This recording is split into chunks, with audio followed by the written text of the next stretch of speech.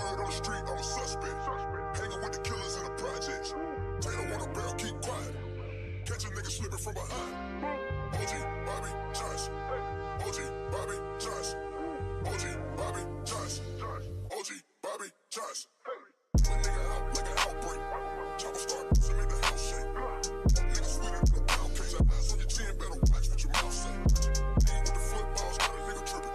Fuck it, nigga keep sipping. AK with the beam on it. Clip sold on like a lean on it. My nigga like behind ball. Move 100 pounds for a nigga beat the charge. Jack down when the play was a fuck. If a nigga try to rob, fucking hit him with no. Word on the street, I'm a suspect. Hanging with the killers in the projects. They don't want a barrel, keep quiet. Catch a nigga slipping from behind. OG Bobby Johnson. OG Bobby Johnson. OG Bobby Johnson. OG Bobby Johnson. 100 bands on your head, get the job done. Throw it up, nigga, where you from?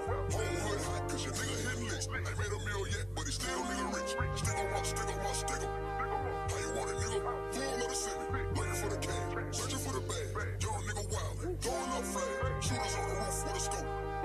Money they gon' treat you like the Pope. In the post. Don't you just love that get your ass in here siren? I personally like it because it just make y'all get in here. I feel like for where I'm at, you can hear that, from your kitchen. Like, oh, she going live. Let me get my ass in there. Hello. Hello. I surely wish that I could play After the Party by Coffee and not get copyrighted because it would go really well with my theme if we could come in and, just after the party, bam. Out. Let's take a little time but YouTube going YouTube, so we can't even do that. But welcome to the After Party Live second edition, y'all. I'm on number 2. I feel so freaking accomplished. Of course, this is where we go live. I bring out a guest and we discuss the movie that just premiered. If you are just getting in here, I just premiered my review for Baby Boy. Hopefully you guys decided to come over. Hopefully you enjoyed it. All of that good stuff. But if you are here and you're having a good time, be sure to hit that like button. And of course, please let me know that you can hear me and I am clear. I'm going to read a couple of comments before I bring out my guests. And we are going to get this started because, I feel like we're going to be here a minute for Baby Boy. It's so much to discuss with the movie. Let me see what y'all talking about here in this chat. Let's see. We here at Struggle Reviews TV believe our struggle, hashtag our struggle is real. Please spread the hashtag. I am loving this hashtag you have created, Damien. Thank you so much because I be slacking. Let's see. Val is here. Welcome, Val. You look absolutely stunning. Oh, thank you, Val. Thank you. I love that. Thank you so much. You too. Let's see, Val, once again. Wait, wrong video popped up. Let's see. Hey, hello. I don't know if that's Sadie or Sade, but I'm gonna feel like it's Sweetest Taboo Sade, so I'm gonna say that. Hello, Sade. Let's see. We're back and ready for the discussion. Thank you so much, Nita. Thank you for coming back. Let's see. Melvin was sweating so much because I guess he was working on Mama's. You know what? Eyes play too. All right. They was in their room squatting for a minute. Hello, Katie. Thank you so much for being here. Popping the popcorn. Hi, friends. Welcome, Katie. Thank you so much. Let's see. Mac is here. Got my liquor. I don't know what it is, but it's liquor. Let's see. TP. Thank you for being here. Yes, by the way, I can hear you. Thank you so much. I normally can feel it because y'all go off when y'all can't. Y'all get annoyed. Y'all get upset when y'all can't hear nobody. Thank you. Now, before I bring out my guest, welcome, Bree. This is one of the first people I ever conversed with on this platform. Getting on here and the way people were moving, Struggle Reviews was going to struggle all by herself and stay to herself.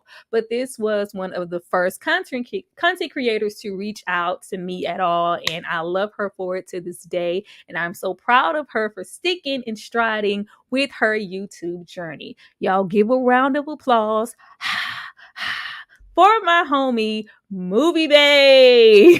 Hey, how are you? I am awesome. Welcome to the live. How are you doing? I'm good. Thank you for having me. Like you said, we've known each other for low-key 2-3 years now. Yeah. Yeah. And this is our first time like doing a video. Man. Well, you know, I think with our format, because you know, I think you too. We're both just kind of at the same time getting into going live, just period. Oh So you yeah. know, it's something we have to work up to, but we're here now. Like I am really glad that we are doing this together because it's just like a little staple in our YouTube journey. Because I know you and I personally, we're you know not the biggest fan of live and interacting and just really having bad nerves when it comes to stuff like this. So I appreciate you for coming on here with me and getting to this, you know, together.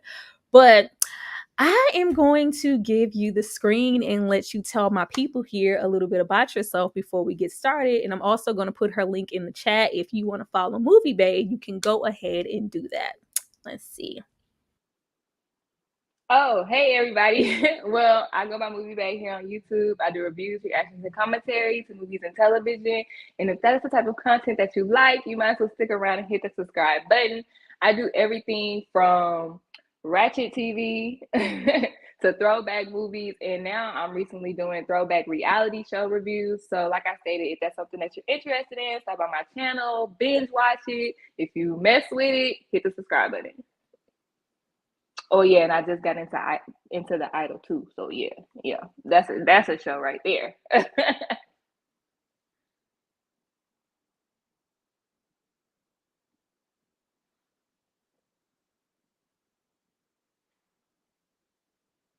So yeah, like I do the Zeus reactions or reviews. I just did a review to the Blackening, like I said, at the Idol. I did a You Got Served video. That's my throwbacks type stuff. And I also have my own review over Baby Boy as well, where I do character analysis on the 3 mess ups in this movie. So when y'all are done watching this live, go ahead and check that out too. I didn't know that. Oh yeah, it's kind of old. It's kind of old, yeah. I wish you had sent me the link to that. I would have checked that out before we went on here. But that's good to know. That will definitely add even more to this live into what we have going on. But before we jump into all things Dusty, Jody, and Yvette, I would like to know a little bit more about you and your YouTube journey and what made you want to start a channel in the first place. Oh, I wasn't expecting that.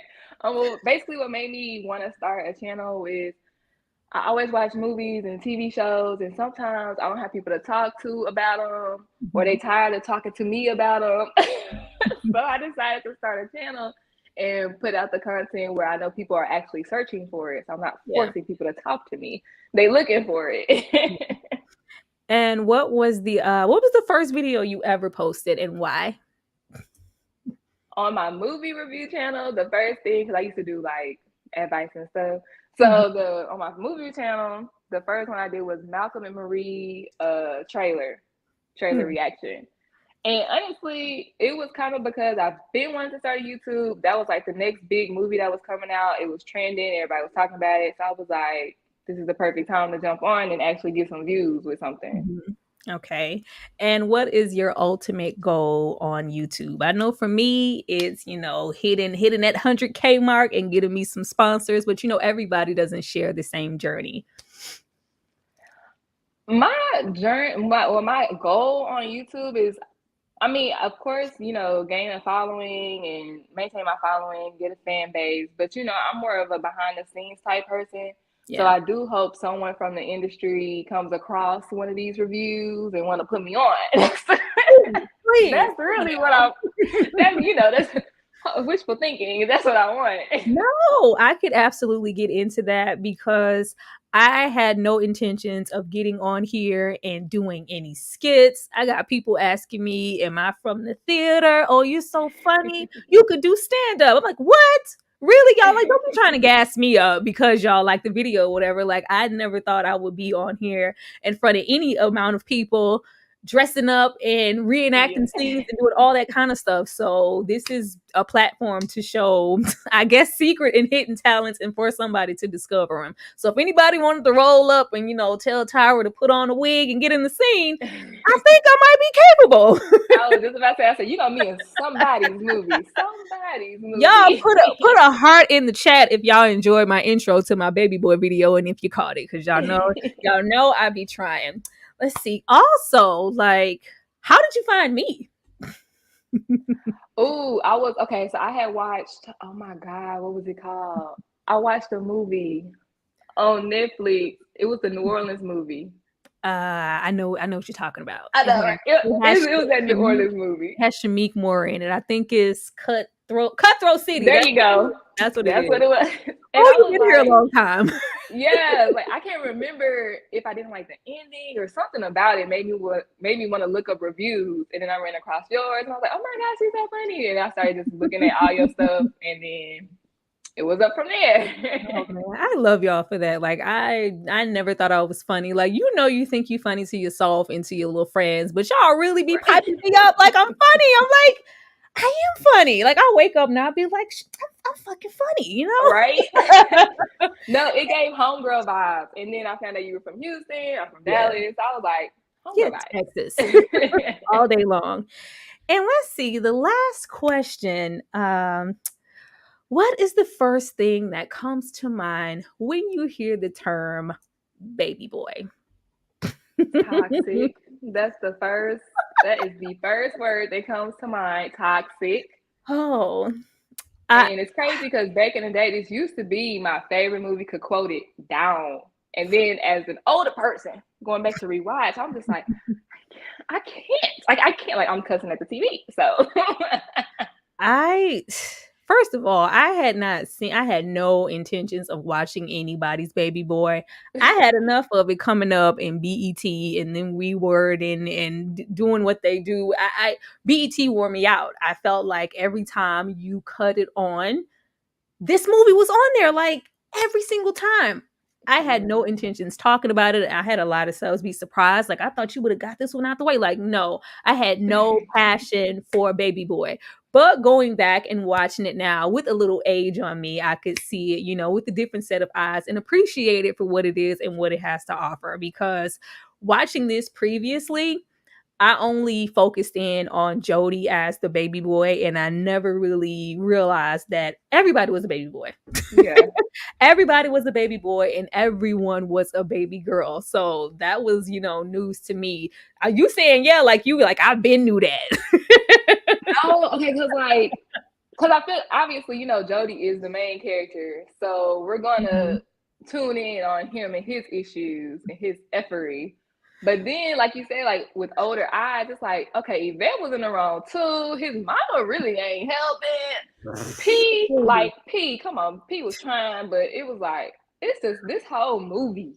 This whole movie is filled with F-boys and F-girls, and that's just what it is. Hey, Tyra, Movie Bay, and everyone. Hello, Kashawn. Thank you so much for being here.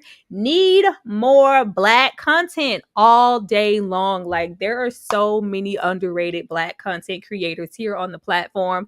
I am going to do my, all y'all had to do was give me a little subscribers one time. I am going to do my best, of course, if I'm cool with somebody, to have them on and get you guys on. YouTube be sleep. Y'all know how they be treating me. So even getting into hello, Nita. Nita is here. Hey, Tyra and Movie Bay. You guys, once again, putting y'all on. Go subscribe to Nita the Diva. Nita the Diva and I will be linking up this Wednesday to, of course, talk about the idol. Ciao. That should be interesting. But you guys go and subscribe to Nita the Diva. I will definitely put her link in the chat in a minute. Let's see, Joshua, just subscribe to Movie Bay. Thank you, Alvin Simmons, thank you. You see, get a little pretty face. Come on over here and subscribe. Don't you look good in that orange? Get your ass over there. Let's see. Nice smile at Movie Bay. I've seen your College Hill Celebrity Edition reviews. All right, Damien. Damien said I've been there already. Yeah, let's see. Mike has bad knees. Just subscribe. I thank you guys so much for showing my peeps some love. But just getting back into Baby Boy, I really miss John Singleton. I do too.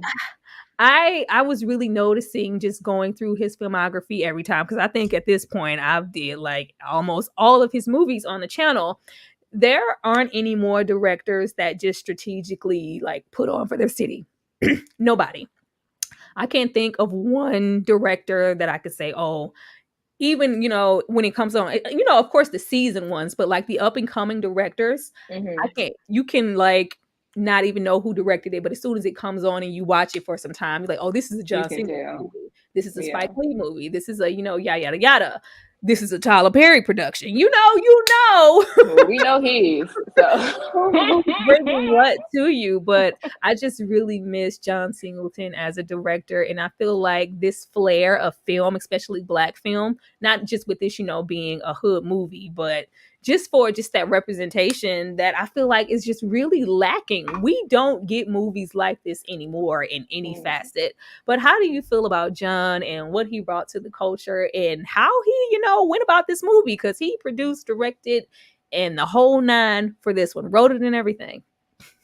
I love John Singleton. When he passed away, I was like, actually like, because it was like, well, we're not gonna get any more like you said, this content, like this particular type of Black content, like we're not gonna get any more. So it really did hit home. I did like my top 5 Black directors in the industry, and I think he had just passed away when I did that video too. So he was definitely in my list. Poetic Justice is my favorite movie.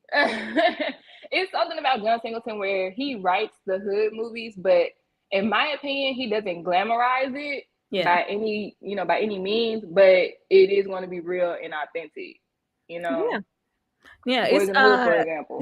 That's what I was going to say, because I felt like with this is kind of low key a return to Boys in the Hood, and we get to see, like, you ever wonder what happened if we stayed across the street at Doughboy and Ricky's house, and Ricky didn't never get shot? This is probably how they would have grew up, But even with that, we do have Jody's older brother here. He was, shot out there in the streets, and I just always felt like this was kind of a return to where he started with his first film. And man, I'm just really sick of us not seeing. This is like an all Black cast. I didn't see one white face in this movie. I don't think so either. No, there was no. This is like such a personal film. I can remember watching like the behind the scenes, because I had the DVD of Baby Boy. Just the behind the scenes, and John Singleton speaking on how personal this film was, like his daughter, my mother, neighborhood people, gangsters, just everybody who was on some LA timing, they were in this film. This is such a personal project for him. And of course, we all know at this point that it was supposed to be Tupac in the role of Jody and Ice Cube in the role of Rodney. Do you think that we missed out on something special? Because I do. I did not know that about Ice Cube. I didn't know that. I didn't know that one. Yeah. But to me, honestly, I think everything happens for a reason. Because I think this role in particular, with Tupac as Jody, I think it would have ruined my vision of Tupac for me, if that makes sense. If that makes sense. Really? Because like in Poetic Justice, like he was like, he had his about him, but he was still like a little bit of a good guy. You know what I'm saying? And if I saw him in this, I'd be like, trouble. Is Jody not a good guy?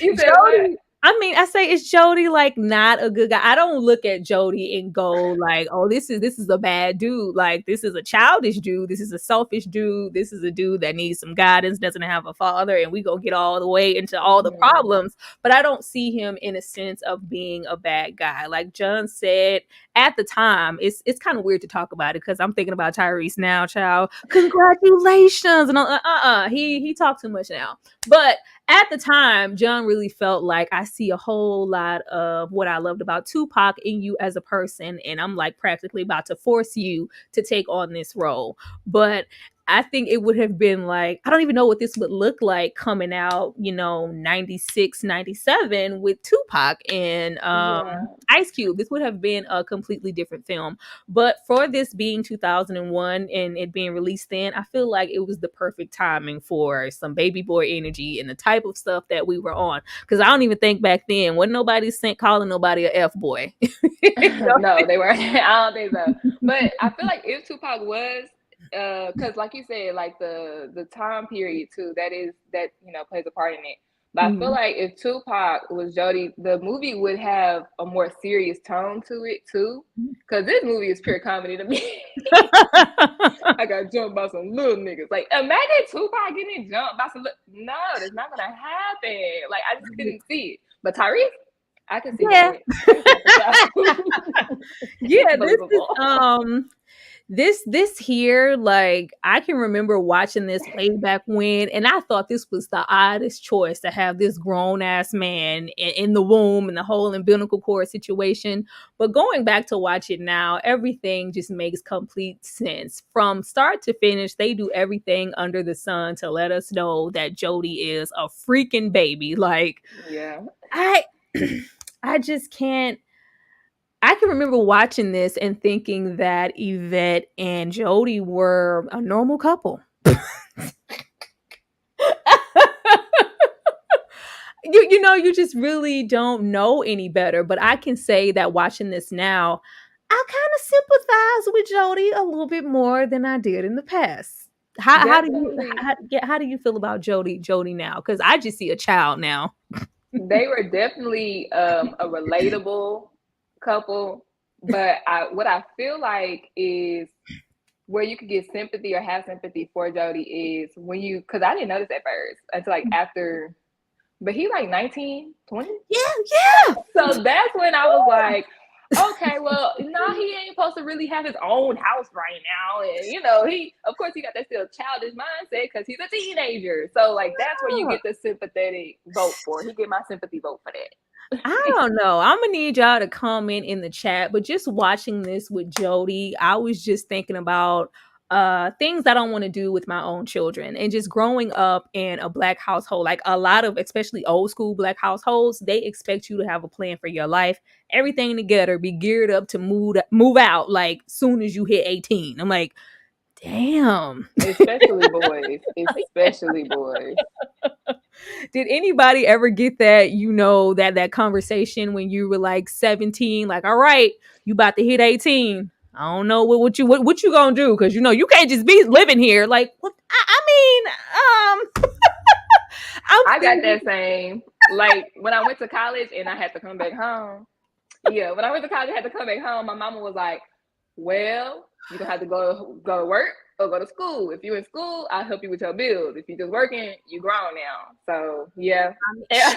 That's a given right there. Like, a lot of people don't even get those choices. It's just like, if you don't have everything figured out, then you are just practically on your own. I am expecting you to be out of my house, because mama gotta have a life too, as soon as you turn of age. Like, that is just really scary. And I think I sympathized a whole lot more with somebody like Jody. I wish we got a little bit more into Sweet Pea, because I just needed to see Sweet Pea's parents. I never paid attention to how much Sweet Pea was low key giving like menace to society energy. Like, he was like this close to being off the edge and turning into Lorenz Tate menace to society. If what's his name? If O-Dog had a religious background, this would be P. That would be P for sure. I just love the dynamics between him and P. I even love the fact here that I could acknowledge, like, they are in blue so often. Just like that old school baby blue newborn ass color. They are in blue so often in this Mm. movie, and even getting into Taraji, she's in pink a whole lot. Like, these are kids. Girl, you better go ahead with the costume analysis. I really be trying over here on this channel, but they be looking over me real smooth out here. But Okay. I paid attention this go round into Sweet Pea being a baby boy. And then once I got into that in comparison to Jody and then Rodney and then somebody like Melvin, I was like, oh, this is the whole life cycle of a baby boy. How did I miss that? Did you know that back in the day in the day watching this movie? I didn't know that now, girl. You blowing my mind. I didn't even look at it like that. It is because we have Jody pretty much. He's like, he hasn't escalated to the point of Sweet Pea. Sweet Pea is mad as hell as soon as we meet him. Sweet Pea is so frustrated. I think in my review, I used that point of, I got to ask my girl and her mama for money. Like, I feel like less of a man. I have to get up and pretend to go to work. I hate this. Whereas you have Jody Shaw, he don't have no problem. I need money to abort however many missions that come my way with whoever I'm fucking on this week. Mama, I need this money. Yvette, I need this. Yvette, I need to borrow your car. Like, he has no problem, being that little latchkey of a man. Whereas you have Sweet Pea, he is, in a whole different dimension of feeling like, I don't want anything to do with that. I want a purpose, but unlike Jody, he doesn't have, the capacity to get out there and sell. Yeah. You gonna buy the damn dress or not? Like, look, you didn't even let me feel the material. I don't even know what kind of material it is. Like, well, what material is it? like, give me a break, Sweet Pea. And even just getting into the way that both of them were a baby, like, it made me itch to hear, unstable creatures, and you want some strawberry soda, and it's just like, no, mama, just whatever. Don't even say nothing, or it's gonna get worse. Like, what the hell? I'm telling you, mama. Like, her mama. Okay. I just like what was in the water. I'm sure we know what was in the water because we didn't see. Nobody had a father here. Not one person still had their father. And everybody from Sweet Pea's dynamic, his, in the house with his girlfriend and the mother, Jody and his mom, even when you get into, the other baby mama, Peanut, everybody, getting her freak on in there. I'm like, what? Rolling up weed, fixing him a hot plate, all while she didn't probably pick the kid up from daycare. And I was like, what kind of shit is this? What kind of stuff is this? Girl, the disrespect. I said, who mama letting them do? Even though if you done laid up and you done had a baby and now you think you're grown, you still not grown because you in my house. Like, show some respect. There was like a whole lack of respect, and then I just really got into these all being cycles and everybody doing this because they are just simply allowed to. Nobody's held accountable. It is what it is, and we just gonna deal with the consequences as they come. But like, everybody was being pacified. I couldn't just put all the weight on somebody like Jody and Sweet Pea and not acknowledge the role that the women were playing. They're like, these people full-blown mamas. And then you get into everybody, because back in the day, I would just think like, oh, everybody mama just so vibrant and fine. Even when you get into somebody like Juanita or Kim's mama, everybody's mama is vibrant and fine because everybody had their kids when they were teenagers. Everybody's a teen mom. Yes. That's why the mama so hone in on mama gotta have a life too, because her life, she done had 2 kids and she had them young. So I don't know, I can't remember what I looked at, but it said that she was like in her early 30s, but for whatever it was, she had her first son at 14 and then had Jody at 16. Like, we was hot, she was outside, like her life was take care of them kids after a while. Let's see, we definitely have Jodys in the community all freaking day long. Let's see, I always felt like Omar Gooding was everywhere back in the day. I thought like Omar Gooding, like after this movie, he would be a little bit more than just everywhere as far as little like primetime TV shows, smart guy, whatnot. I thought he was gonna bust through like his brother and be in, a few more films, but they didn't get my brother the call. I felt like the transition. Yeah. Right? I felt like this. I'm just now getting into Tubi, y'all. Why y'all ain't tell me Tubi had everything? All the black Tubi low key like BET for real. We want I to see didn't that know too. that.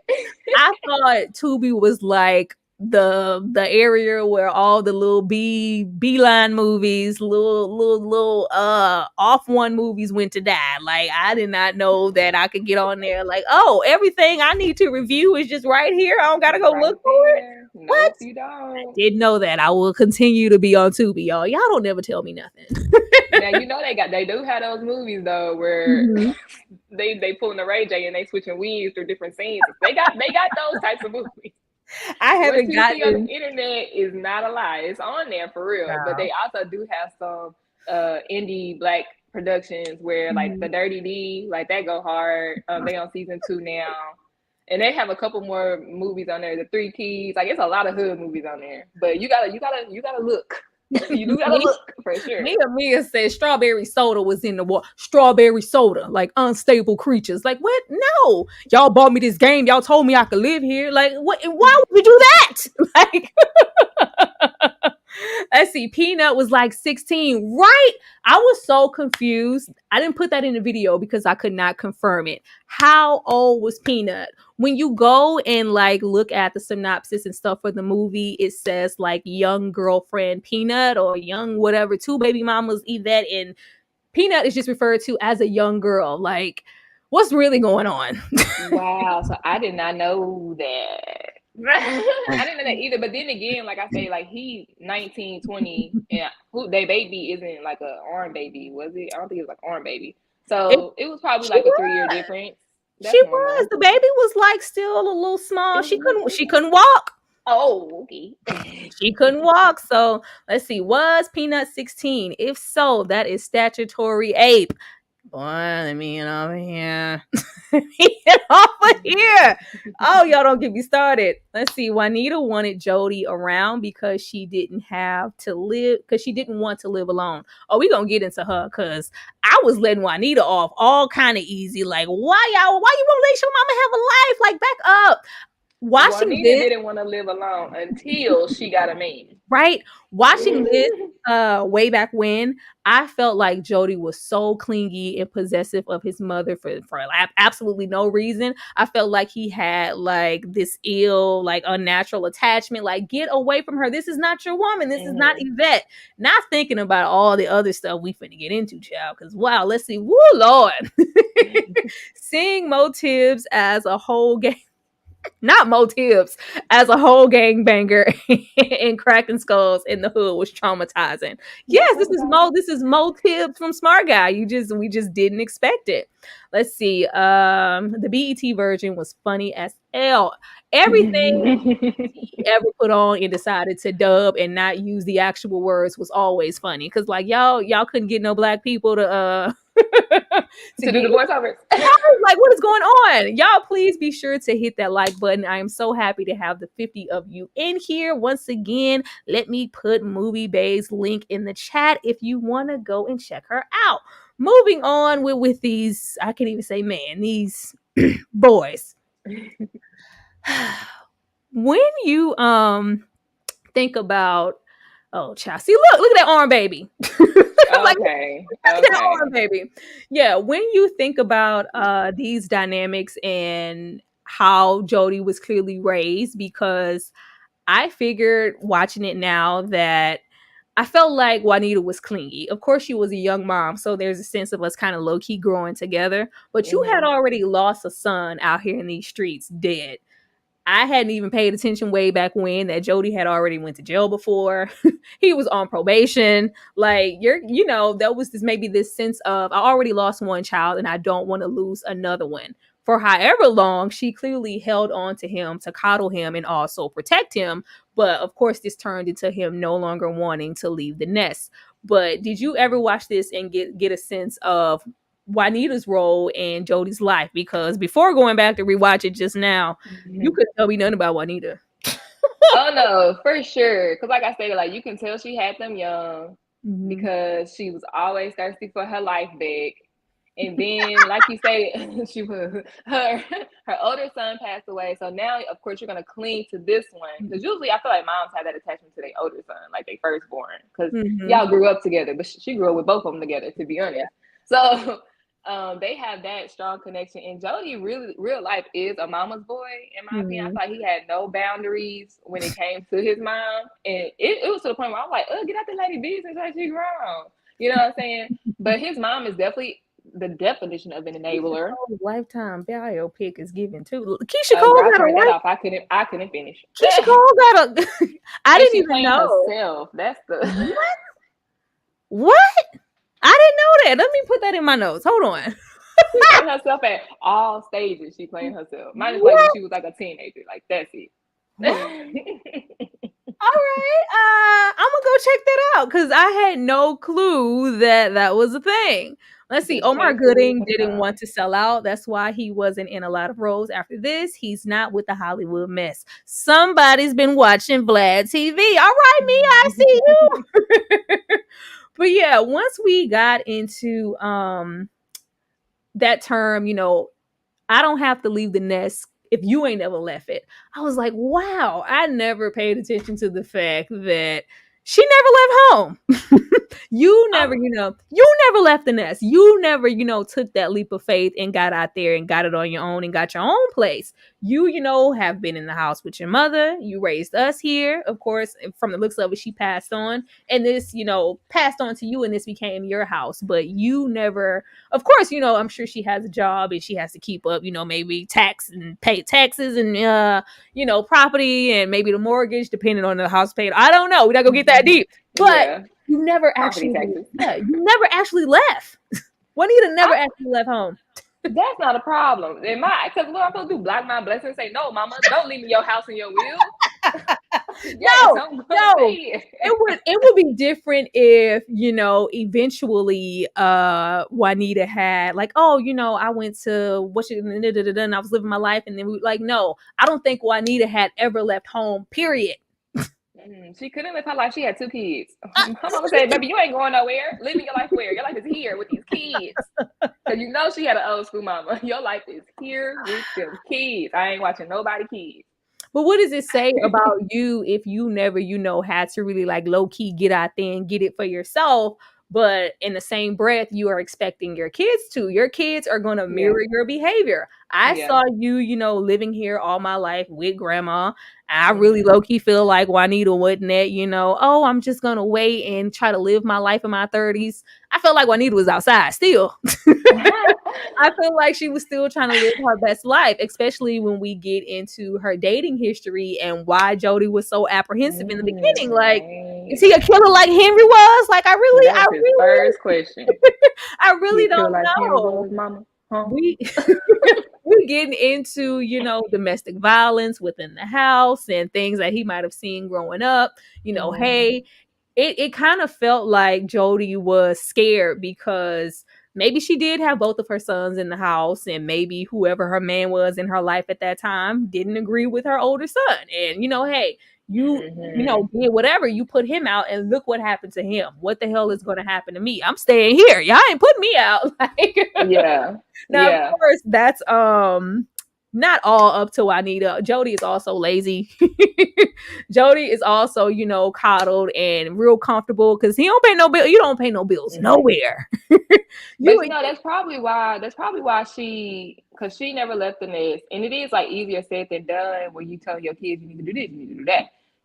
But at the same time, you do want your kids to get it, especially if it's nothing that you've never, like if you've never had it, you do want them to have better and to try harder, especially if you're raising a young man. Like sorry, it's different between men and women. It is to me.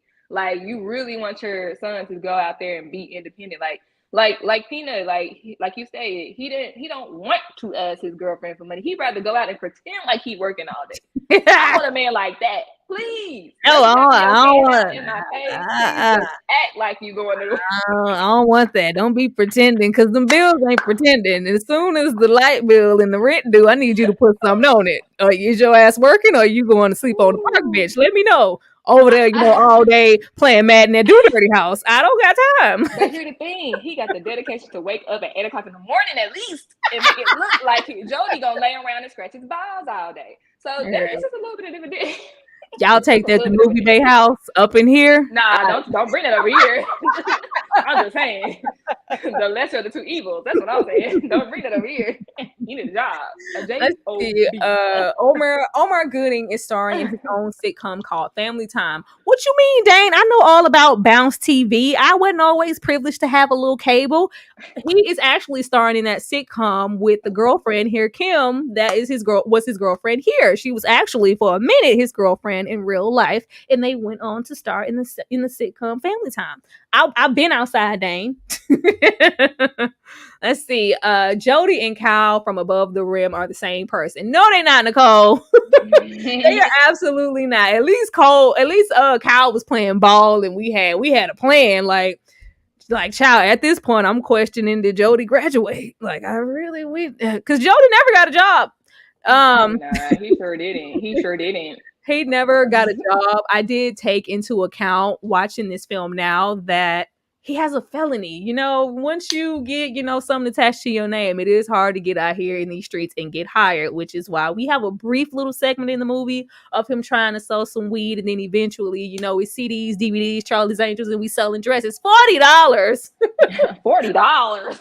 Yeah, You hear me? Every time something is $40, I say that line. Like, I can't help it. Can't help it. Oh, man. But when you think with Jody, though, I feel like Jody, I don't know if we don't get into this later, but I feel like his energy was focused on the wrong things. Man.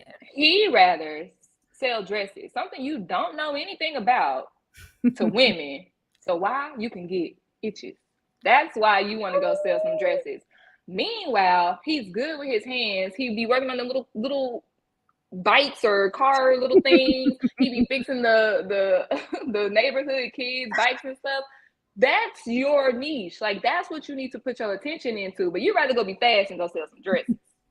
Let's see. Peanut and Jody's daughter was played by John Singleton's daughter. Yes, it was. That little baby was John Singleton's. No, in the synopsis, it says mechanic by Jody's name. I was like, what?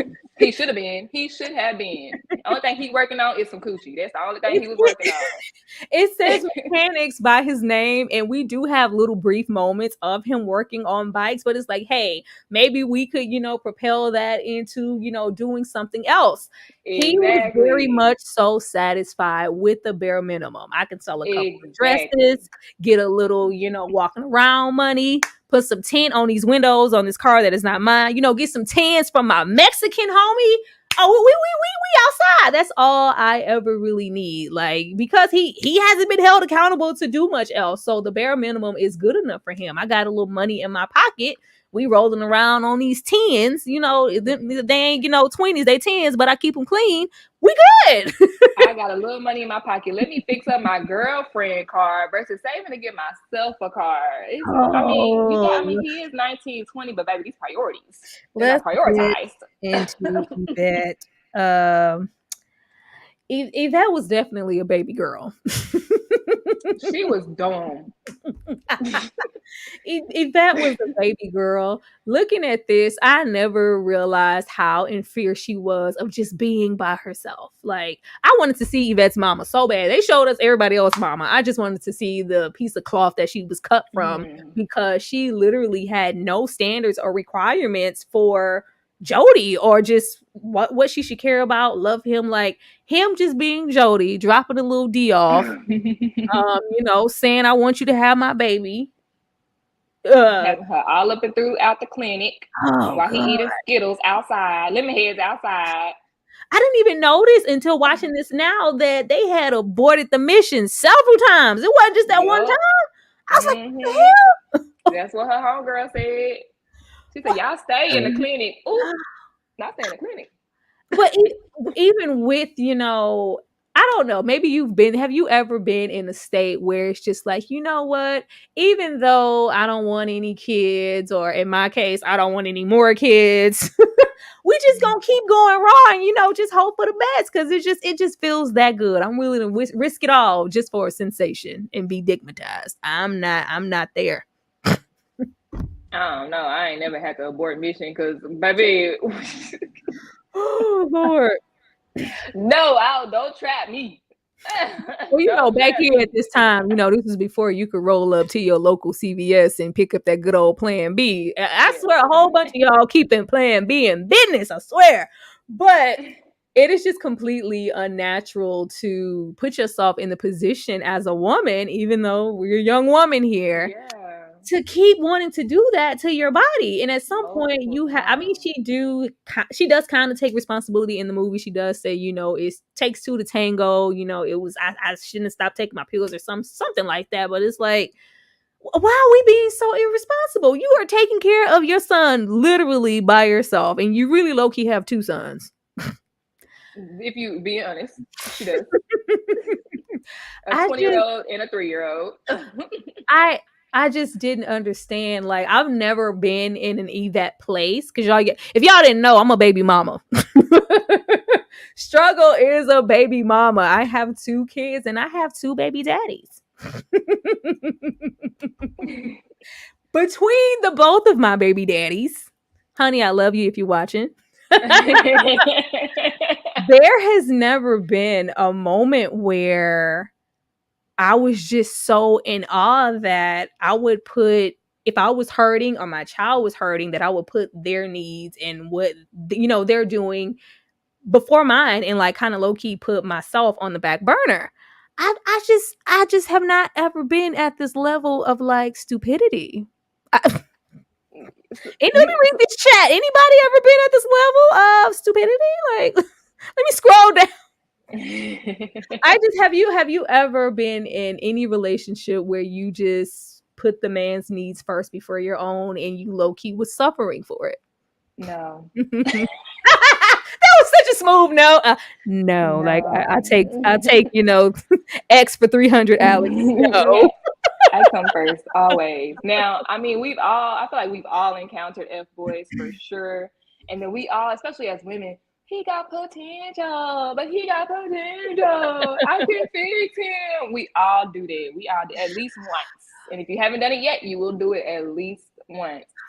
But I do always scapegoat it. Like, okay, you don't have no motivation. You're not working no more. You got 6 months. Like, you, because that potential gonna run dry real quick. And I'm not about to be I'm not married, so I'm not putting you before me at all. I'm not married. I'm not doing Tyra got that good sugar. Damien. No, like I got pregnant I got pregnant at 19, and I had my daughter at my little late 20 years old. I was 20 when I had my first child. I think that categorizes me as a young mom and able to identify with this type of situation. Like, you're not doing what you need to do. I have to step out on faith and do what I need to do for myself. Like, there is that fear of being that single parent and being by yourself. Like, that shit is heavy. It's heavy because it's like, I wasn't here, by myself, but I am carrying the bulk of the burden. But at some point you do have to put yourself first, and it benefits you in ways like you could never imagine. But just to watch her suffer here, it was like, Lord, she was just complaining. I'm tired of this. And yet, and still, you are still sticking around. I just never paid attention to how lonely she was. She was really desperate to have someone, but not just anyone, because, damn, I want to see other niggas. And they be asking me to go out too. But I'm here being stuck, stupid, sticking to your ass. And she was. At least she knew she was stupid. The self-awareness is not lacking. She's well aware. Well, yeah, because it wasn't about just having somebody or anybody there. It was about having Jody there. Like, I never understood people because I would have, men ask me out and, stuff like that, especially when I just had my daughter and I wasn't connected to the man outside on the patio. It would just be like, hey, you want to go out, but like you have like, okay, well, sure, I'll have, yeah, I got a daughter. Then it would be that I used to get that question all the time, like, oh, you have a child, so you still get down with your baby father, like, oh, are you really open to date? Like, I don't got time to deal with anybody who has a connection in that way, because baby mamas always have a significant tie to their, the fathers of their children. And I was like, what? Not me. Absolutely not. I have absolutely no ties, and I have no problem walking away. This is what you get. But there are a lot of women who have that attachment because they ultimately want that family dynamic. I feel like Yvette didn't have a dad either, and she was really trying to make fetch happen. Like, I'm gonna hold on to this, even though it's problematic. He constantly cheats on me, but at least he ain't never cheated with none of my friends or my coworkers. It's the little things. These are your stand. As long as you don't cheat with my family or my coworkers, then we good. Oh. Like, no. And when it comes to Yvette, Yvette was stupid for the fact that, one, she was older. Right? Yvette was older. She was like, what? Mid-20s, like 23, 25. Like, she was older. And you already know we mature earlier, quicker. Yeah. So she has her own car. Yep. Own apartment. Yep. Own job. Mm-hmm. 2 jobs, work hard. She a bad broad. She was outside. Like, you can't sit down. Hair always done. Takes care of her son. But yet you choosing these no good dudes, Rodney, Jody. How you go from one bad relationship to another bad relationship? And you letting these men take possession of your belongings, your house, your car. Girl, this is your stuff that you worked for. What I love was that cycle continuing, because I'm sure just like Jody and P and Kim and all of them, everybody is mirroring whatever they grew up with. So this is, what my mother maybe tolerated. So this is what I can tolerate. I can tolerate this until we get to the love, and even getting into, like, I think Rodney said in the movie, like, you never forget your first. Like, Rodney was her first. Oh, Rodney. Rodney. And then we get into, like, this is the cycle. These are the type of men she likes. Rodney and Jody are the same freaking people. I mean, of course, the approach is differently once I got into that cycle of a baby boy and everything escalating from the likes of Jody to Sweet Pea and then Rodney, and then eventually you could wind up like Melvin, eventually maybe getting your life together, or you might just go down that same little raggedy path. As we see in the movie, Jody's worst fear is going to prison or dying. And it's just like, as a Black man, I feel like that's all that awaits me once I completely leave the nest. So I don't want to. Especially in that environment. Oh Lord. In the hood. But she has a type. She has a type. The way that I never paid attention to the fact that Rodney got out and did the exact same, outside of the attempted assault, he got out and did the same stuff. The same thing that Jody was doing. I'm finna take your car. I'm finna sit here. Exactly. My baby in my house and my, like, you just got here. What is you paying for? What is yours? You just go, Jody. Here. Put a block on my mother phone. What bill do you pay? You don't live here. Well, he had said, when he was in the garden with his mama, I help her with the phone bill. Every now and again. I put money, I put groceries in the refrigerator when I'm over there. And, I rub up feet sometimes. I'm a good man. Like, you got a kid. You got a kid with her. That refrigerator should stay full. When I'm over there, that's because you gotta eat. I put food in the house. When I'm over there, I pick her up and drop her off from work. I ain't even got to do that. I could just ride around in the car and just forget about her ass. Or you could just give her car and you could ride your bike where you need to go. He acting like he really doing something. Like, he really doing something. I take her to work in her car. But his mama should have been interrupting when he was trying to do all of that. She's allowing it. Like, She's allowing it. We even had that brief moment where when they break up and she comes out and she's like waiting. Is Jody on time? And it was like, oh, I Yeah. drove my own car to work Oh my today. He ain't picking God. me up. I'm just Oh, lost I without my forgot. man. Even when Forgot about she's these. trying to get to Juanita's house to complain that she's walking. You know your son got me and your grandson working while he riding around in my car. Like, do you know it though? Were That you is there? The way they crazy. were snatching her keys off of that countertop was pissing me off. Both of them. Both of them. Oh Lord. That's crazy. But Rodney wanted the exact same things that, I want you to be with me. I want ass on command. I want you to cook me a hot meal on command. I want to smoke and put my feet up and, live my best life on your dime. And I'm just going to be your man. Like, what? But Yeah. we were supposed to believe that Jody was the prize because, like, at least he not Rodney. He could be Rodney. Right. Oh At Lord. least he's not Rodney. We got to put somebody in worse than Jody to make him seem like, okay, she needs to go back with Jody. She needs to figure it out because this ain't working. Did you ever give Jody any brownie points for not giving up no daddy D to Pandora when she was thirsting for it? Did you give him any points? Nope, because he let her put it in her mouth. So no. It went too far. You shouldn't have even picked up the phone and called her and went over there. Like, no, it's already what? No. Oh Lord, because clearly the movie wanted us to give out, a couple of brownie points. Like, oh, he could have hit it and he did. He really a good man. They did. That was for the men. That was for the men that be watching. I think that was for the men. That was for men. Oh, I just like how did you even wind up there? Like, just that everybody was just so desperate. Like, I am so glad we grow and we learn with time as women. The fact that everybody looked like a call center job was standing outside clapping at the fact that, oh, like I want me a man like that. He drop her off and pick her up every day. Like, I probably think it's his call. That's the only reason I be clapping.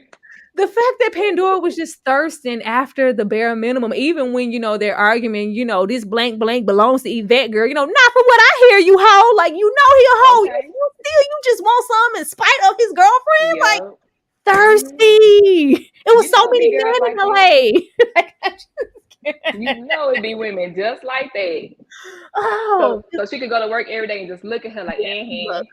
Hey, I don't know what that trick looking at, but she about to get slapped. Like, just so upset. Like, nana boo boo, you ain't get no daddy dick. Like, you should have won it in the first place. I don't feel like it was clean. Yeah. Because they never like show it, but Jody was sleeping with a lot of other women and his other baby mama. I don't know. Y'all talking about Peanut was the kid. Peanut, I don't know, the youngest or not. She had the most sense. What? You ain't got your other baby mama ride tonight. You call me. When I'll call you when I want something. Maybe you can find a way to get here. Find a way to get here. What you mean? When I was like, the only person that takes a dub out of here, a slight dub, is Peanut. Oh gosh! She said, when I want some, I'll call you. Maybe I'll call you because I can call somebody else. Period. Maybe I'll call you and you can find a way to get here. Like, he really thought, which we see with a lot of Dusties, they lead with they D. Like, this is the best thing walking. Of course, if you're dusty, you tend to have good D because you don't have that else. You got to put all your passion somewhere. Exactly. We're really, good at what we do, and we have these women hanging on by a thread, which is why we can go and demand Peanut cook me some food, and I need to smoke and get it in while her mama's there. Tell I'm gonna get up, I'm gonna cook, I'm gonna clean, I'm gonna make the tacos. You put it down. Like, I ain't doing a damn thing. Like, you my face. Okay. Oh my goodness! Wow, you can leave now. I got something to do. What you doing later? Oh yeah, well I got this meeting at 3, so get your ass out. How did you feel? Of course, once he cheats and she's just fed up. Oh, look at that! We got to whisper in the ear. Like, anybody, but if anybody was wondering, like, I didn't fall for the banana in the tailpipe. I was very protective, but stuff happens and stuff breaks. Didn't nobody ever get a chance to whisper in my ear, I want you to have my baby, and I fell for it. I was trying to be smart, you know what I mean? But how did you feel about Yvette constantly hitting Jody? Oh, I don't agree with that at all. I don't agree with that. Keep your hands to yourself because you might get hit back.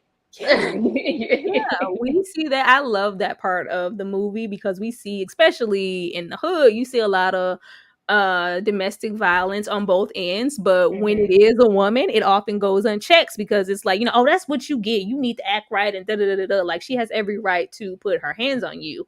When in Mhm. actuality, nobody should be putting their hands on anybody because as soon as he hit her back, oh, Mhm. it was a dub. She was so freaking broken. Like I, of course, we try to repair that through sex. And that's the problem right there. That is the problem right there. I love this picture of her cuddling both of her sons. It just looks Oh. very. Let's see. Peanut had high self esteem. Because she knew she could do better. It was Peanut's mother for me. Like, child, what you not gonna do is get it in while I'm sitting in here watching your baby. Like, absolutely not. But hey, if they like it, I love it. Let's see. Peanut was like, I don't need your dick that bad. Like, I don't. Just come on over here and pick me up so I can give you a sample. Like, I'm good. Okay.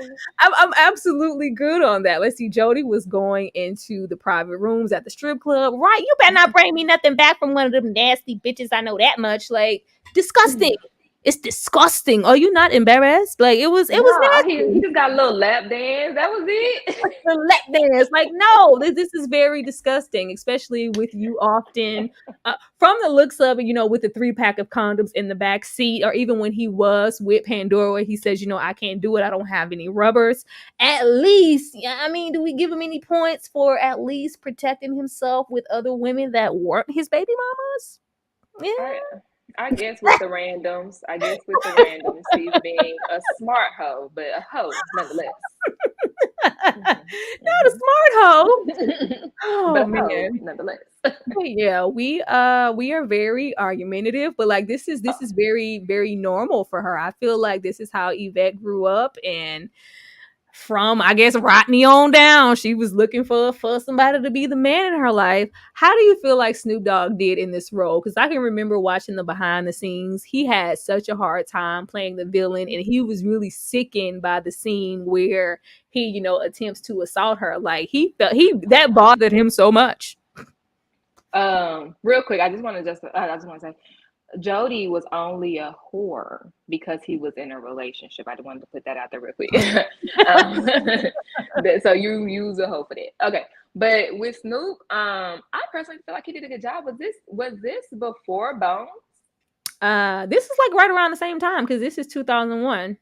Because I can see villain. I can see it. I Mhm. can see it. But I mean, I can see it. But I do feel like Snoop Dogg is a good guy. Well, from what I've seen of him, anyways. And I'm pretty sure any sane individual would be sickened by having to act out that Yeah. particular scene for sure. Taraji said she had to talk to him, and John Singleton kept having to, hey, it's just acting. Like he was like, I'm Hmm. sure he was like, I ain't, he was giving that Snoop Dogg, and he's like, I ain't fucking with none of this. But I felt like he did a really good job here as a villain. Like we don't get a lot of fanfare for Snoop Dogg as an actor, but I really don't feel like he's all that bad. I think this role didn't really go up like that for him because of the location and what's really going on in this movie. It's like, oh, it's Snoop Dogg playing Snoop Dogg. Yeah, in so many words. Man, the hair, all the hair in this movie was Oh laid like, oh yes, my god, everybody's hair looked freaking good all the way up to Rodney. yes. Everybody's And hair he was had the gorgeous. luscious curls. I said, not his hair look better than Yvette now. What's going on here? Like My damn Yvette, hair stop can't look better than playing. mine. He just knew it Okay. was Yvette that pulled up. Like, no, It's it's I know fine. right. He thought that was his girl.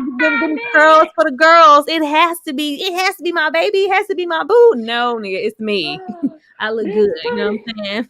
Okay, let me roll it down a little bit more so you Let's can see, y'all. Snoop see. gave me JD Walker. You know what? He did not. He was not giving JD Walker.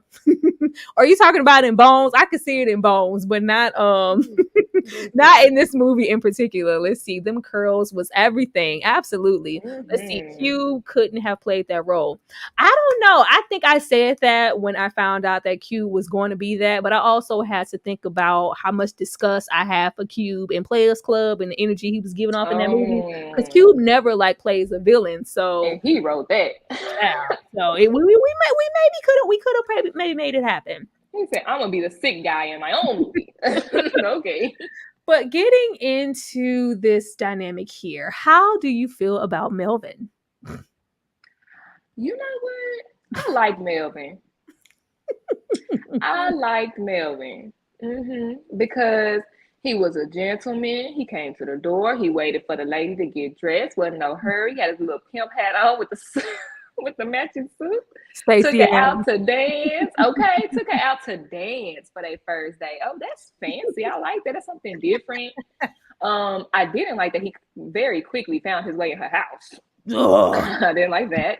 And that he wasn't taking care of his own kids, but at that point in time, I think his kids were older and they cut him off too. So, you know, when your kids grow up, they're like, nah, you wasn't ever there, so don't try to be there now. So, you know. When we talk about Ving Rhames looking good here, I don't, when I look at Ving, I just immediately see Holiday. So it just don't click on all cylinders for me. But the muscles was muscling.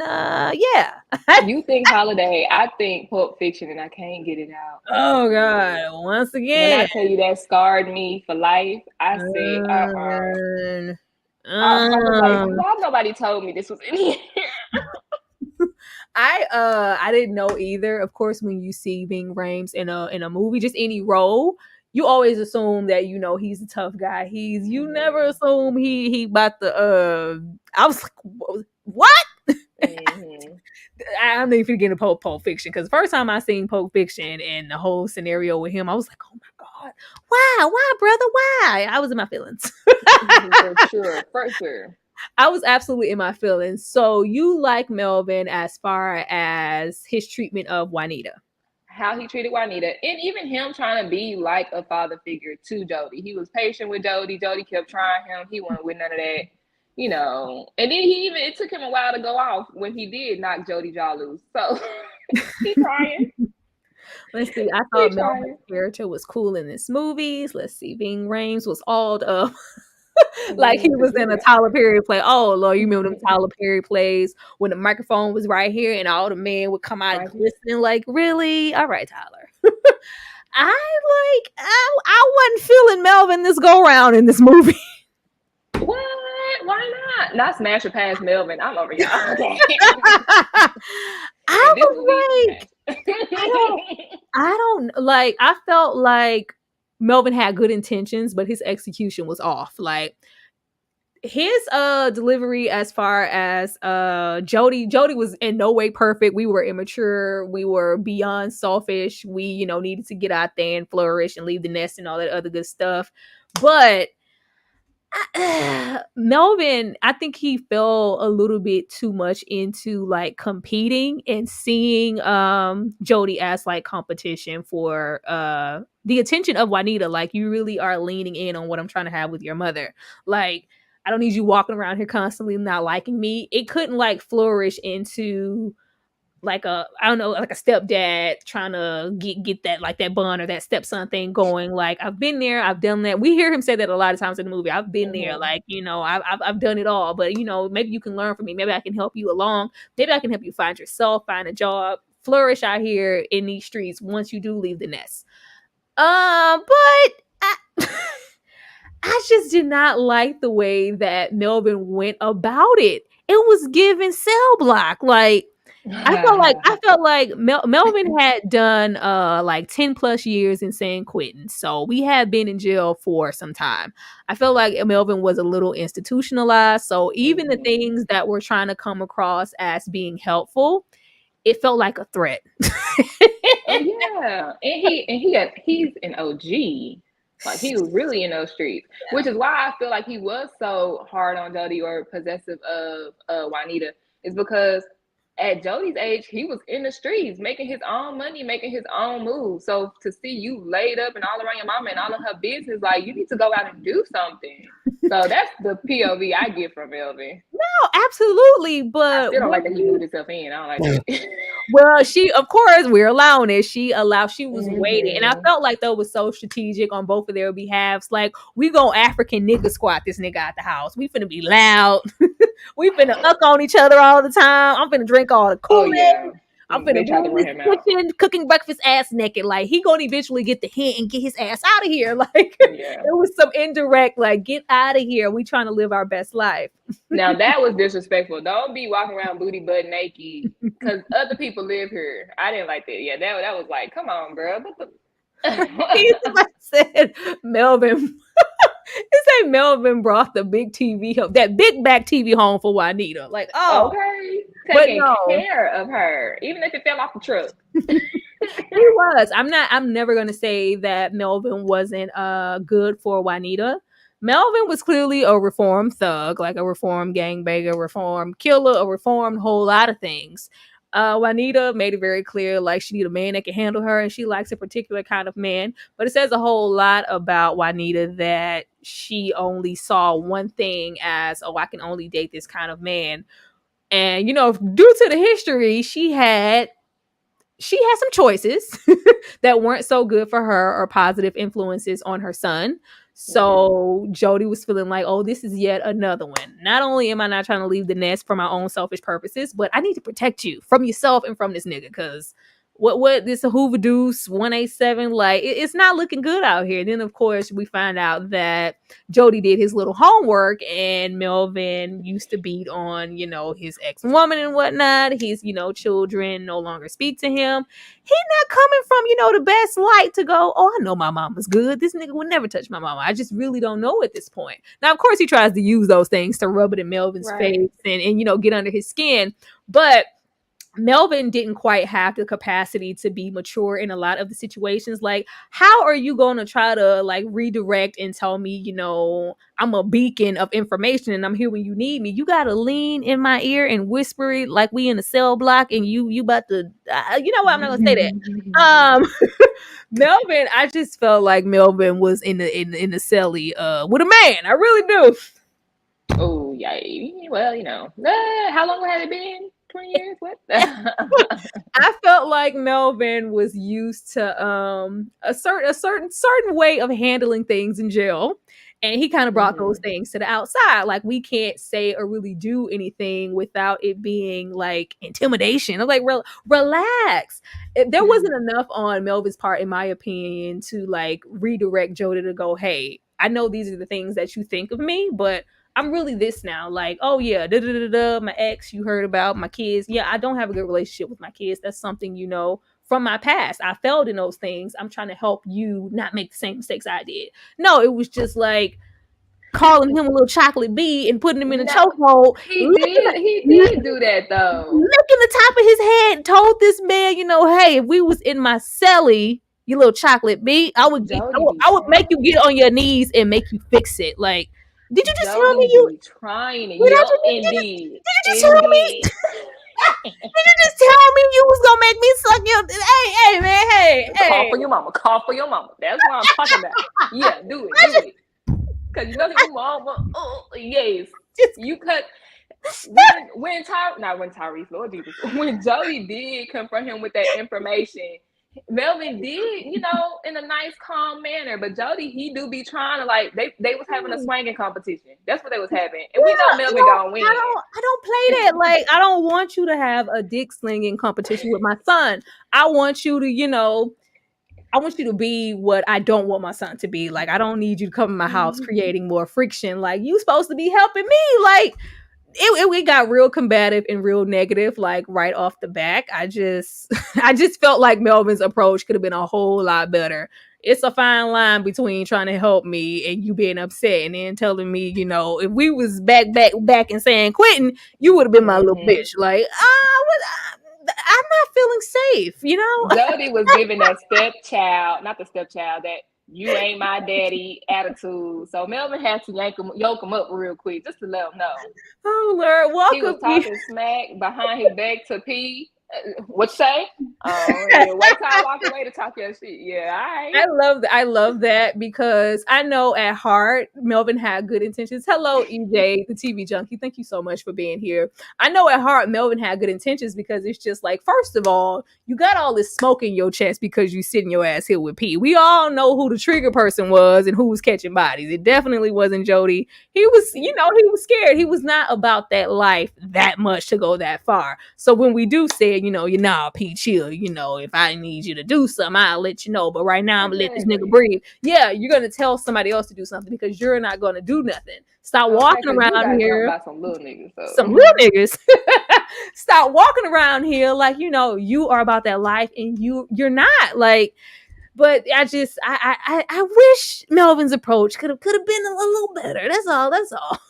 But as far as the treatment of Juanita, Melvin, I felt like Melvin was, on par. You can tell, right away that he really cared about Juanita. But we gotta, me and your mama getting real close. I'm thinking, man, what you get the hell off of me? Why are you so? I'm gonna be around here more often, so I should just. Why are you on me? Why? I need you to move.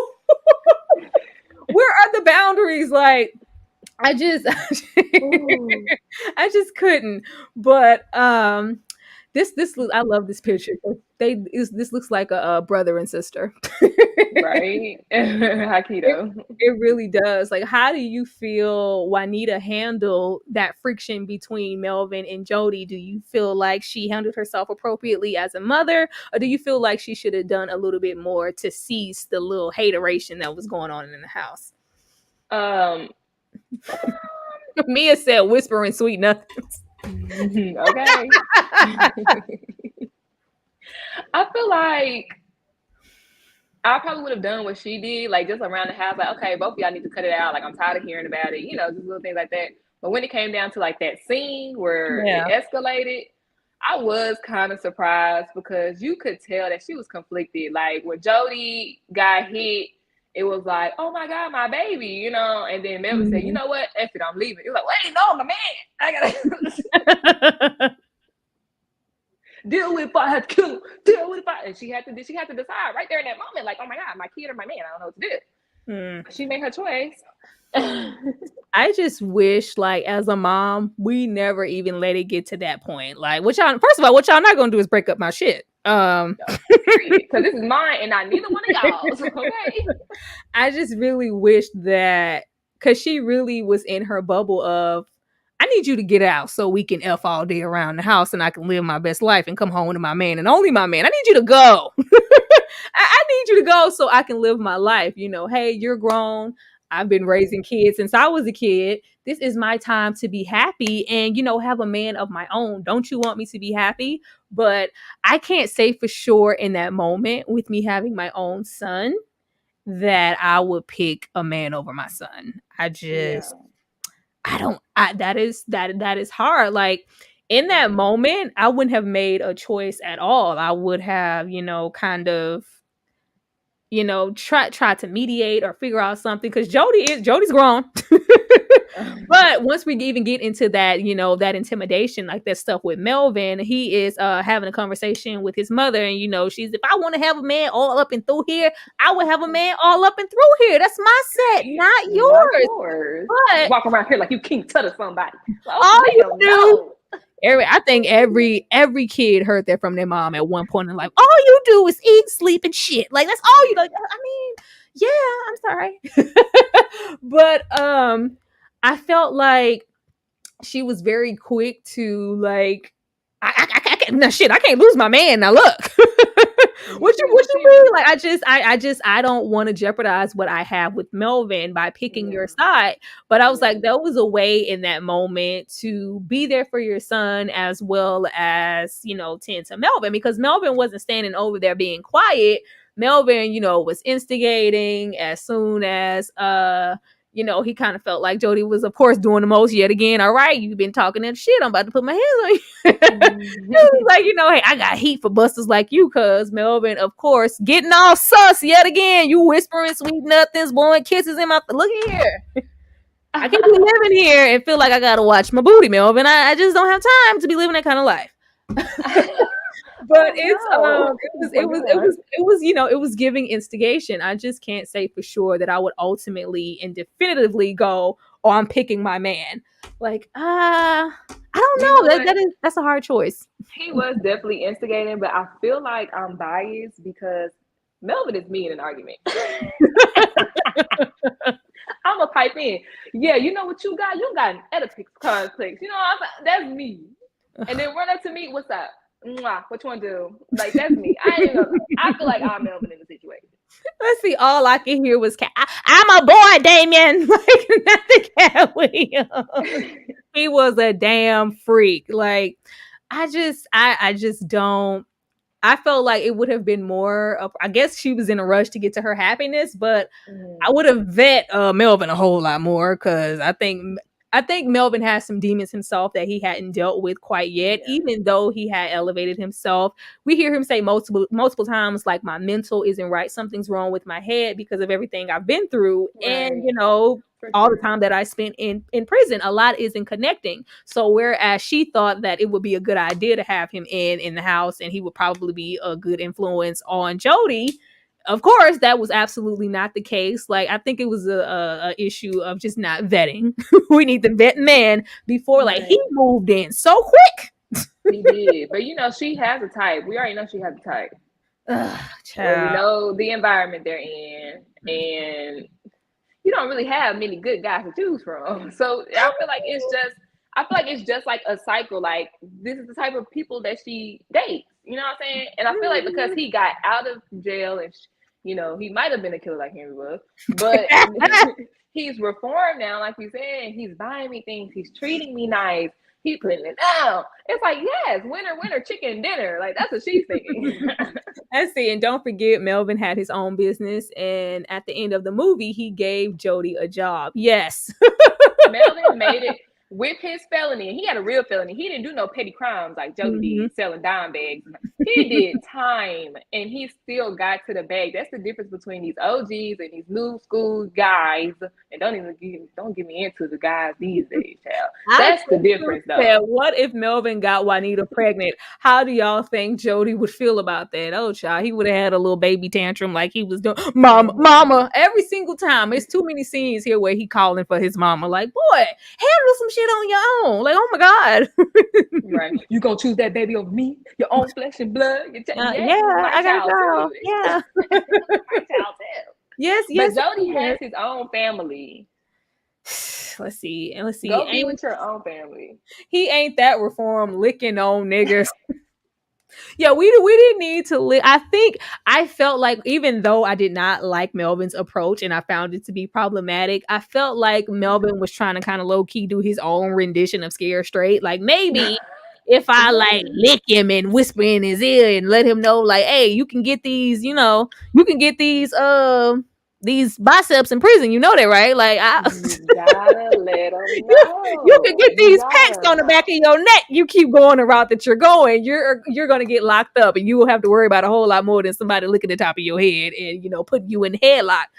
I just like, yeah, that was probably left over from prison, but maybe he was just trying to scare him straight. I don't know.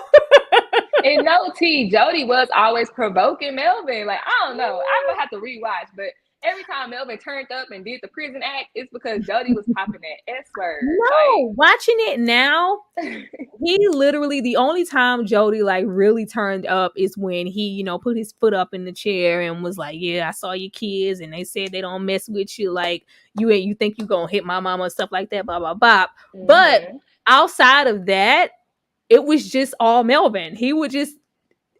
I'm gonna have to go. I'm gonna go rewatch. I'm like, okay, I agree. Or like, nope.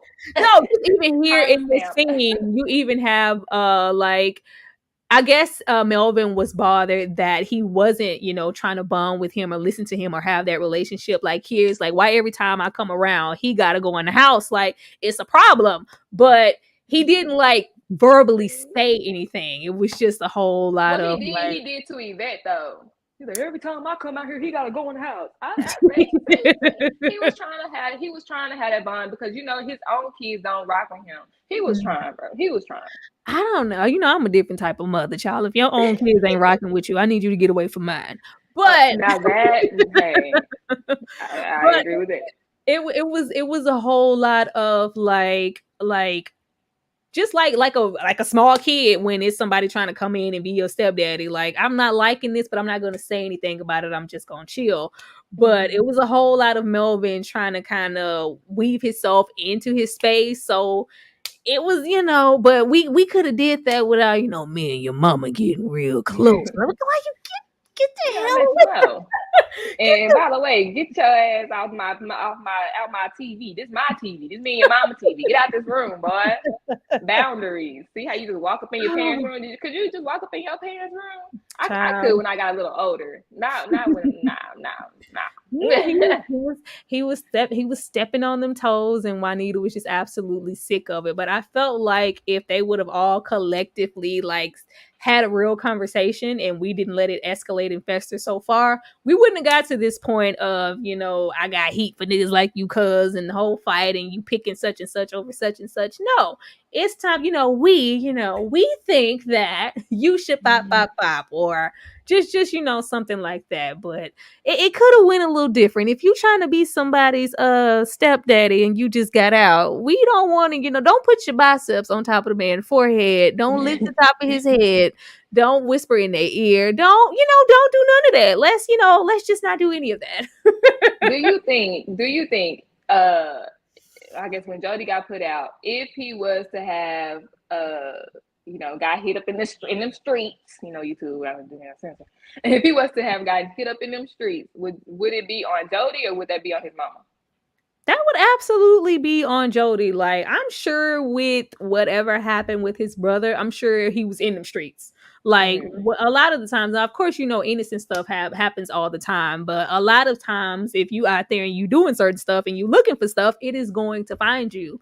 So, like, it could, anything could happen. Mr. Alizé, no, not him. P hit Mr. Alizé over there. Mr. Alizé could have rolled up and be like, hey, remember all that shit you was talking in the park? You just absolutely never know. It wouldn't have been on anybody, which is why, when they have their little conversation in the end, it's just like when you get out there, you do have to watch your back. But at the same time, I can love you from here, but I can't keep you in here and protect you forever.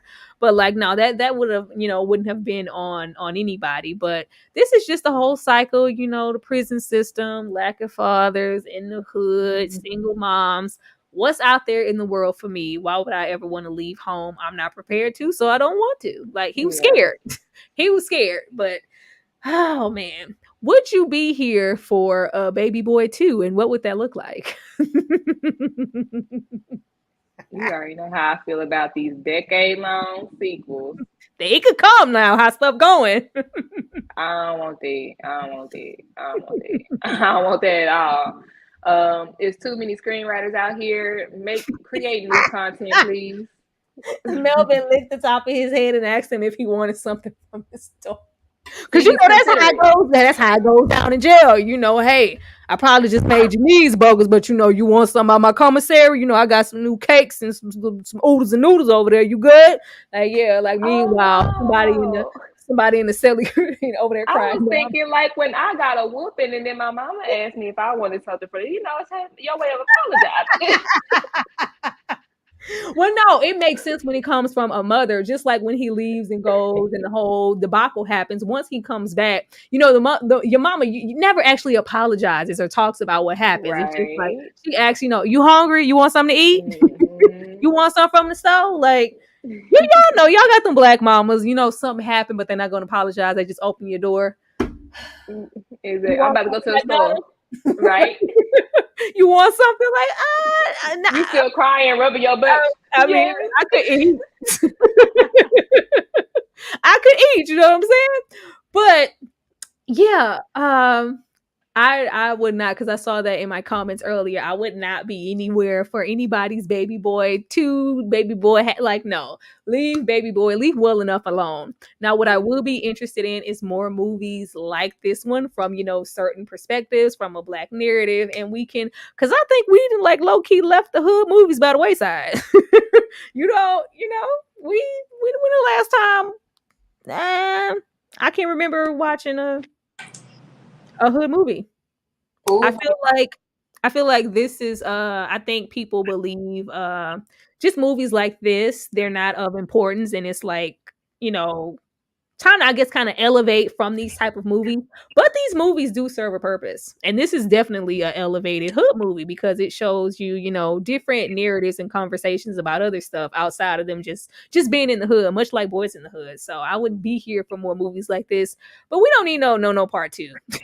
right. No part two. I definitely feel like yeah, no part two. I Thank you, haven't Tubi. seen any mainstream hood movies, but yeah, Tubi definitely has. I'm telling you, Tubi definitely has. I gotta go look at Tubi because I didn't know. Some of them trash though. Like I said, you're gonna have some hits and you're gonna have a lot of misses. Let's see. You will find some diamonds in the rough. Baby Boy 2, Growing Pains, 12. After P about Rodney homies grooming JoJo. Oh no, we Yeah, don't JoJo want to grow up to be a gangster. you don't want that. Like P had caught some bodies, but he got saved in the end. I wanna get baptized, Jody Joe. I'm trying to get saved. I don't want to, go to heaven, walk up to them pearly gates, and then Jesus be like, turn your ass around, nigga. I'm trying to get saved. He got saved, but P's okay. P's absolutely okay. Like we are getting, we're gonna hope that P gets saved. Since he got saved in the end, we're gonna hope that P doesn't progress into the likes of a Rodney or wind up behind bars and he finds his way. He's, not completing that cycle to be a baby boy. Ooh, that's a good question. Do you think Yvette and Jody stayed together in the end? Yeah, what that question is? Is that on here? Oh no.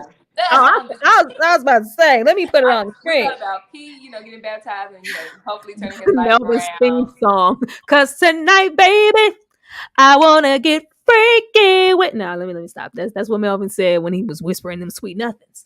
I really I really did not care for the ending here with them, with her being pregnant. Like, did we have to be pregnant again? With no ring on her finger. No, she had a ring. She had a ring. Did? Oh, she did. She did one of these numbers. She had a ring. I hate you. I'm pretty sure she had the baby first. She had a ring, and I just really let's hope they stay together. Let's just hope, for old time's sake.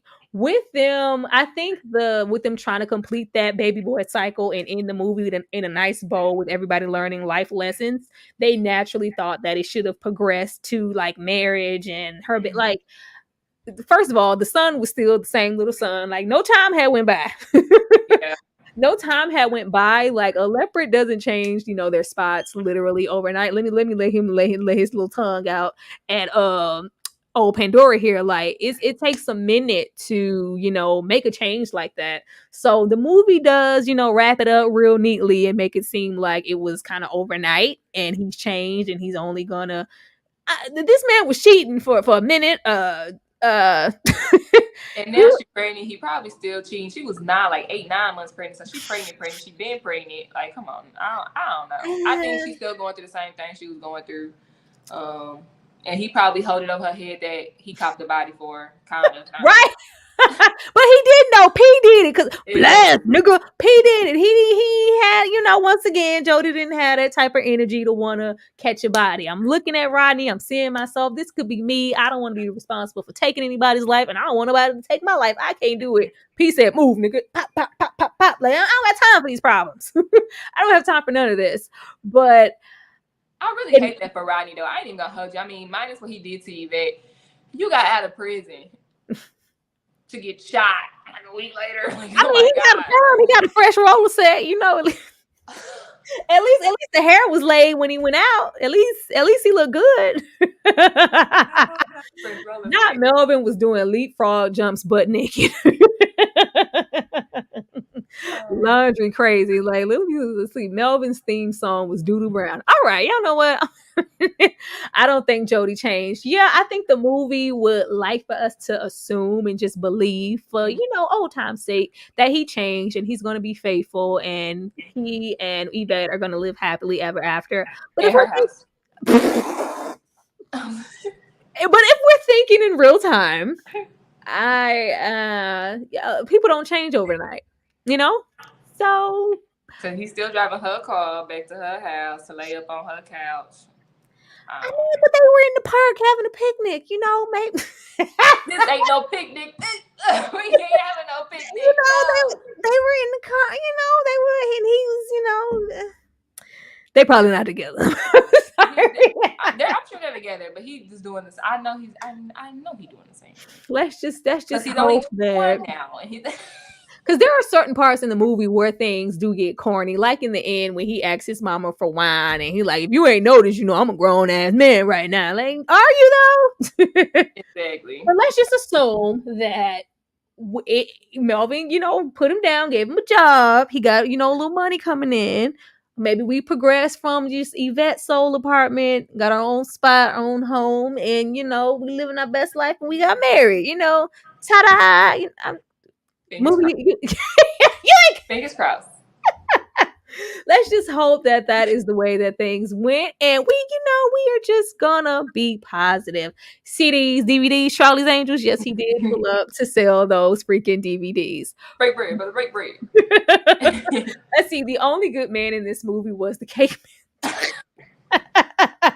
Was the cake man in the salon. Like, I saw that one of the girls that he's selling dresses to in the salon is like his ex-girlfriend, and I think Tyrese is selling the dress to the same woman that he be online. What do you want from me? Like, I think it's the same baby mama. Oh Lord. But my outlook on this movie is just completely different, especially like, anybody in the chat feel like Tyrese is actually a baby boy in real life? Anybody? I do.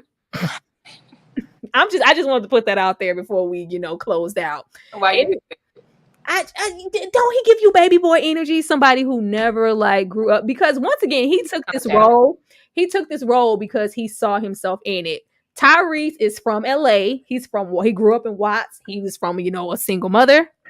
His mother had, substance abuse, alcohol problems. He was, he had a life. Never knew or had a father. Like, I feel like this is, real life situations with Tyrese, and a lot of the antics that we see, they really do give me baby boy energy. I'm just saying. I can see, because he childish, so I can see that. Sure. Very, very, very. Let's see. See, they knew it. Yes, he is a baby boy. Absolutely, low key, he is. I'm just glad it don't just be me, judging people out here in these streets. Let's see. Do you think Yvette took Jody to child? No, they're married. They're happy. Why would she do that if they're married and they're living their best lives? Let's see. If this movie was released today, Damson probably would be Jody. Like, I need Damson to not go back to the LA streets. As far as I'm concerned, Damson is still out there walking around in snowfall with his one red eye and them yellow teeth. I need Damson to go back to across the water in London and get his life together, because I don't never want to see him outside like that again. Because Franklin, that was unnecessary. Let's see. Tyrese was in his feelings because the current girlfriend said she wanted Paul Walker, but settled for him. Oh. Child. Oh Lord. Well, Paul Walker was a fine white man. Yes, he was. I love me some Paul Walker. I love me some Paul Walker. Let's see. The way I want to think of Tyrese is Sweet Lady and Lately. I'm going to keep those memories because I'm done with them. Always Coca-Cola. When his teeth was just shining and he was chocolate and he was quiet and he was just singing and he had that little piercing right here. Good times. With age comes a whole lot of stuff. At least Tyrese had a job. Jody was a bum. Let's see. Emmett from The Chi was a Jody in seasons 1 and 2. I promise y'all, I'm gonna watch The Chi one of these days. Do you watch The Chi? Nope. Man, we behind, because everybody stayed talking about The Chi. I haven't watched it in real time to like review it because it's so far into the seasons, but I'm definitely going to check out The Chi. I promise. That in what's that other show? BMF, y'all. Be you ain't doing BMF. No, I ain't doing it. I don't really watch the hood shows, y'all, but I watch them with people, so I know a little bit of what's going on. Oh man. Well, let me see. I am going to go on in here so that I can get the link for your channel and tell these good old folks where they can come by to get a little bit more acquainted with Movie Bay. Let me go ahead and give you this screen.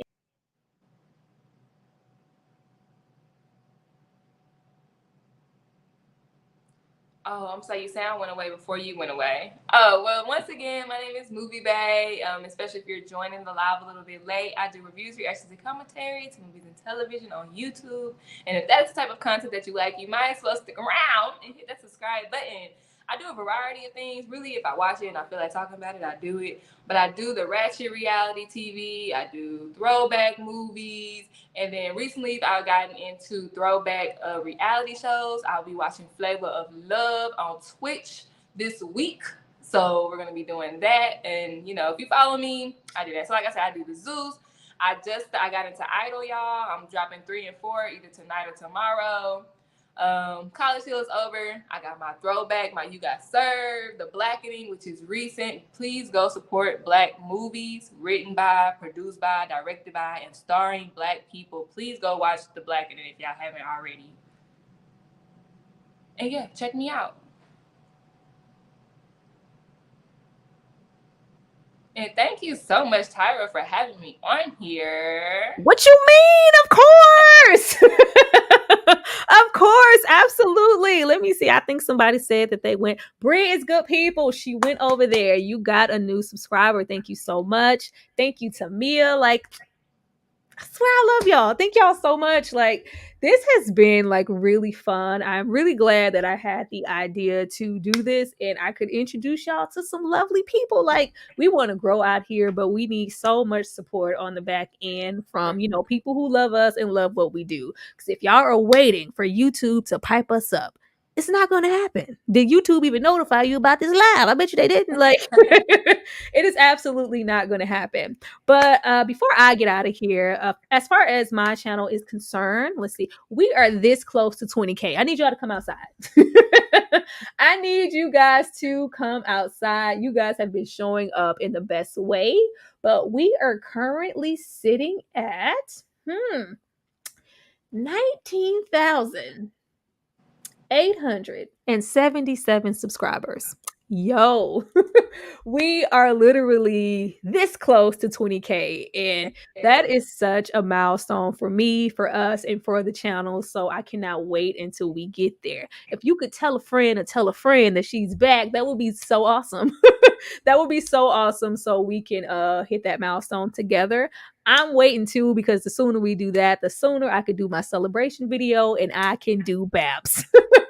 I am excited and all in my feelings to do Babs. As far as what's coming up on the channel this week, of course, I stated Wednesday that I will be going live with Anita the Diva to discuss episode 5 of The Idol. Ciao. Of course, on Saturdays, I have been discussing Run the World with the Movie Man. And this week, I believe the Blues Brothers is coming up, as well as Vampire in Brooklyn, but don't quote me on it. I'm not sure. But I think I had it wrote in my thing. Yeah, y'all, let me see. Busy woman. Right, I'm tired. Bamboozled, Spike Lee's Bamboozled is coming up, as well as Vampire in Brooklyn. Do not miss those videos. It is going to be freaking epic. Like, there is so much to be broken down with something like Bamboozled, especially in today's culture. And then when you get into Vampire in Brooklyn, like, yo, like, don't even play with me, because we're going to be quoting and doing the most. We're going to do the most with Eddie Murphy and John Witherspoon and Kadeem Hardison and Angela Bassett looking like everything. Like, but there is so much content to, you know, come out, and I'm just so glad that you guys have been supporting me in the best way, and I love all of you so much. But thank you guys so much. Like, this was such a successful, you know, second installment. I'm so happy that you guys showed up. Show up again, because when I do something, y'all be like, what they talking about? I don't know. No, just show up anyway. Yeah. show up anyway and support. I will be doing this more often. I believe the next time I'm doing this, it will be a Vampire in Brooklyn with D Movie Man. Of course, doing the premiere of the video first, and then having my guest on, introducing you to them, and then we discuss everything that is hilariosity in Vampire in Brooklyn. But I will definitely see you guys the next time we go live. Be sure to go and subscribe to Movie Bay's channel. Be sure to like. Be sure to, leave a little comment. Be sure to share this with a friend. If you did not by chance watch my baby boy video, go back and run it up. Movie Bay, don't leave. I'm going to talk to you a minute behind stage. But I will definitely see all of you next time. Thank you so much for watching. Bye.